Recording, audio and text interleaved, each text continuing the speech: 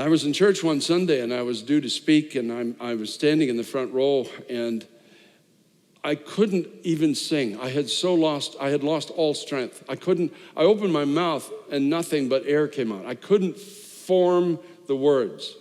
I was, as Paul says, beyond measure, above strength. I didn't have the strength to even sing. I could hardly raise my hands. And finally, when I could speak, I said these words, I'm finished. God, I can't do this anymore. I can't go forward. I have no strength left to go forward.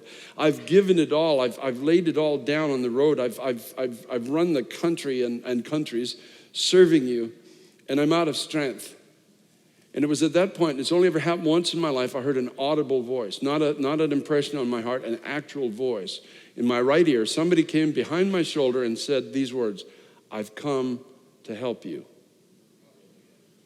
And it shocked me, it startled me. I was like this, and I was just in my moment of despair, and I jumped and I turned to look and see who was speaking to me, and there was nobody there. In the strength of that voice, I got back into the pulpit that morning, and I've never stepped down since, never drawn back since. Paul says we were burdened beyond measure.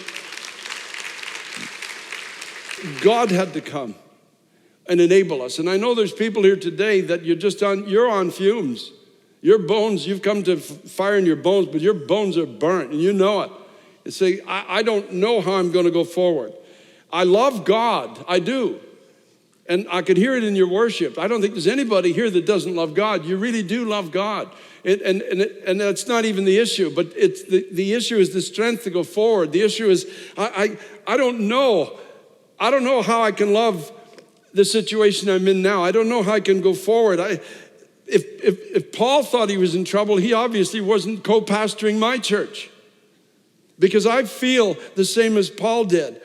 I'm burdened beyond measure. I can't handle any more of the criticism. I can't handle any more of the problems, the negative talk, the people are saying, Pastor, you've got us on a goose chase. It's never going to happen. This grand vision of yours 10 years ago, where is it? What happened to it? I don't have the strength to go forward. I've made boasts of you, God, but I don't have the strength to go forward. I'm telling people God will strengthen you, but I'm out of strength. I can't go forward. That was Paul. And I despair of life. And there's people here today, you're despairing of your spiritual life. You're despairing of your ministry. You just don't know, God, how am I going to go forward?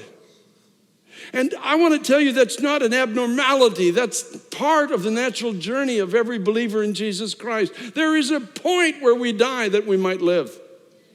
There's a point where we have to commit ourselves into the hands of God and trust God to raise us up and trust God to give us strength. And that's why Paul would say, we were enabled. Everything in Paul's writings speak about this enablement of God, this ability of God that takes over when our natural ability fails.